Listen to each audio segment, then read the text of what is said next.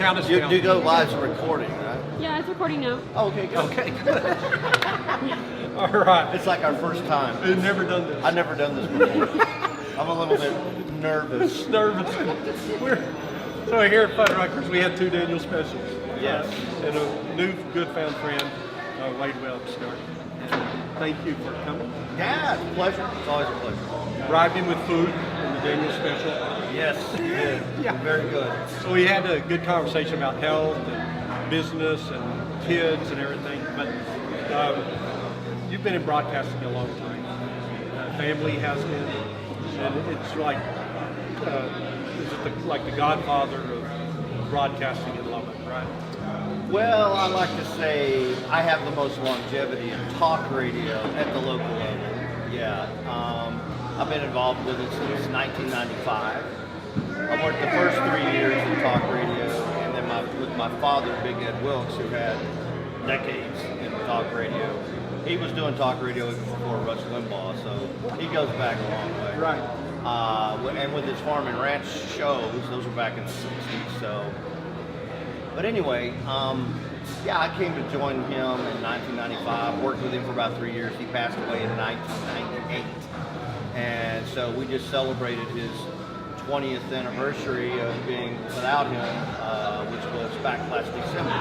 Yes. So I've been on the morning show now, doing it by myself, so to speak, since 1998. Okay. Yeah. And cover a wide range of products, of topics. Yes. Things. Yes. We were talking about how you've been in health since 95, and political and local. Right. What's your favorite of all those? What's your biggest passion? Oh, my biggest passion obviously would be the politics. Of course, I went away. I got a degree in political science and criminal justice from West Texas A&M. So I started out in that field wanting to use those degrees to be in law enforcement, but ultimately came to be in talk radio land. But it fit. It was a good fit for me, and I really enjoy the politics. And so over the years, I've interviewed everybody from President George W. Bush on down. This last summer, I was at the White House with President Trump.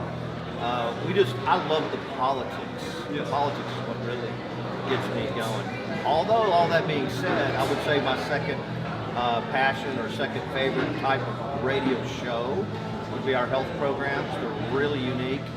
And no one really in Lubbock media does as much health-related programming as we do. Right. And we were doing cutting-edge health-related shows way before Dr. Oz or any of this other stuff you see around now that's everywhere, with a guy named Dr. Harlan Wright.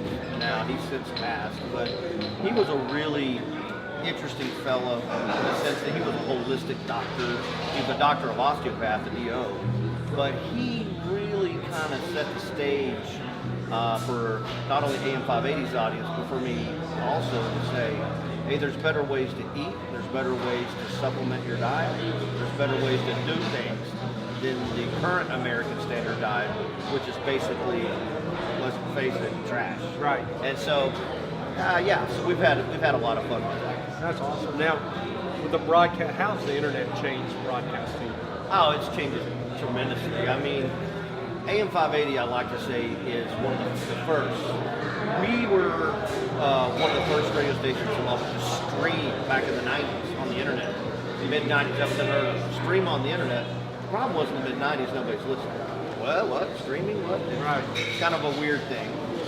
But then, you know, we were one of the first radio stations in Lubbock to use digital computer software for broadcast purposes. We were like the envy of Lubbock Radio. All the general managers would come over. Wow, that's a cool racket system. So we do cutting edge things that are unique to us that we started. Text lines now. Right. But the internet has really made it a unique situation. Not only do you have the over-the-air broadcast, but you got the online stream. You've got the platforms of Facebook and Instagram and all these other social media platforms, but they all work synergistically together. Okay. So we try our best to tie all of those aspects together to reach different audiences that are so used to other platforms and maybe not like, well, I don't know, gee, I'll listen to an AM scratchy signal over the air. Right. Well, I would say almost half our audience nowadays are listening online through smartphones, through our apps, through our websites, that kind of thing. So it has changed dramatically. So if someone had that dream of being in broadcast and everything, how would you suggest they get started?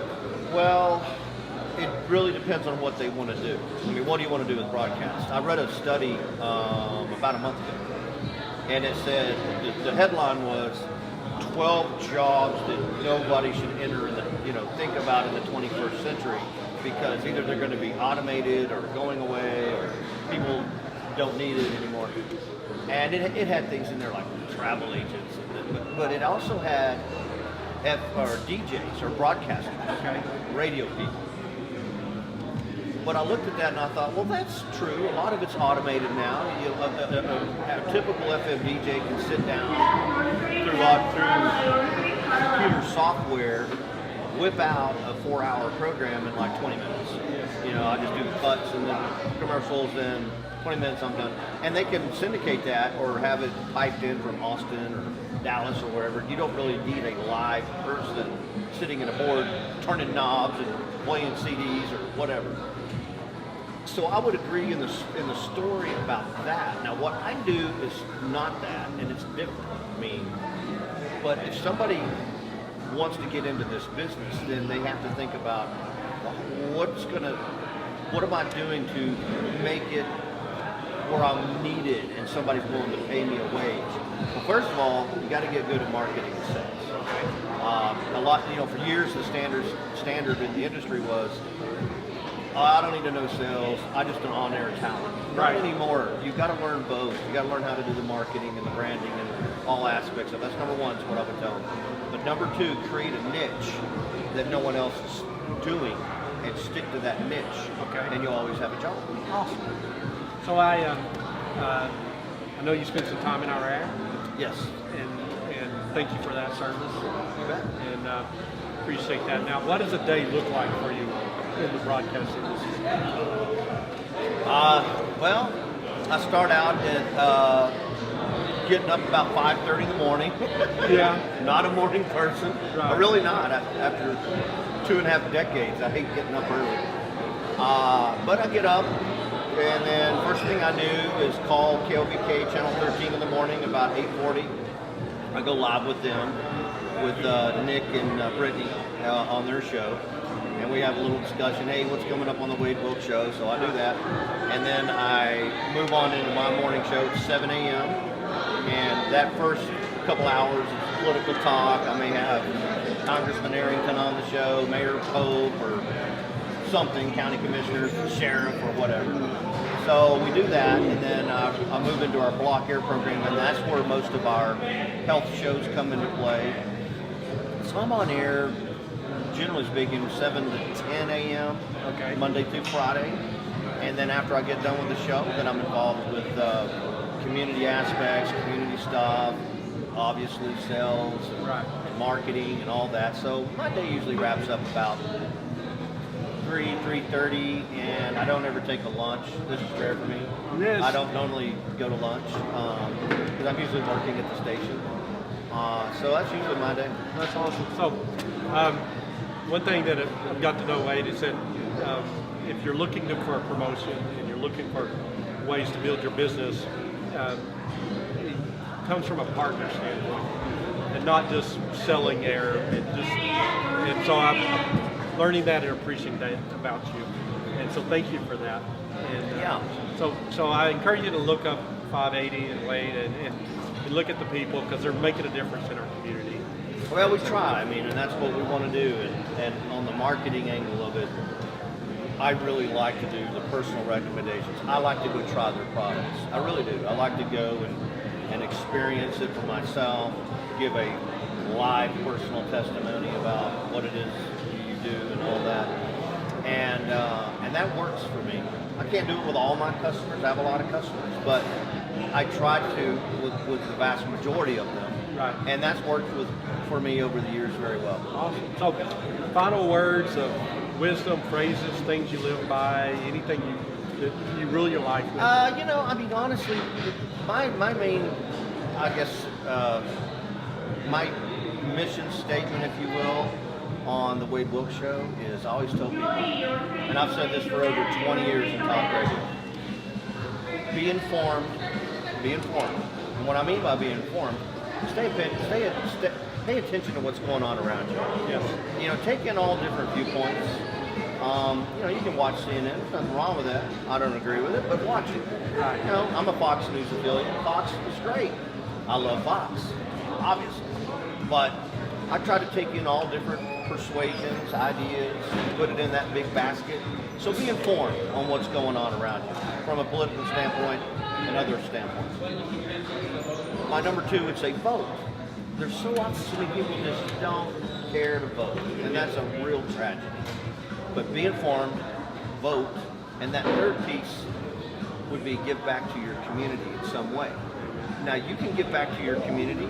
You don't have to get out a checkbook. You can if you want. But there's a lot of other different ways you can give back to your community. You can give back to the community by volunteering at the food bank or whatever. So volunteer, give back. And so, yeah, I've lived by that rule for the last 20 plus years, and it's worked well for me. That would be the motto, I guess, of the Wade Wilkes Show. All right, so be informed, vote, and then give back to your community. So thank you for being here. You bet. I appreciate you. All right. Looking forward to a lot more of these. You All right? bet. All right, God bless everyone.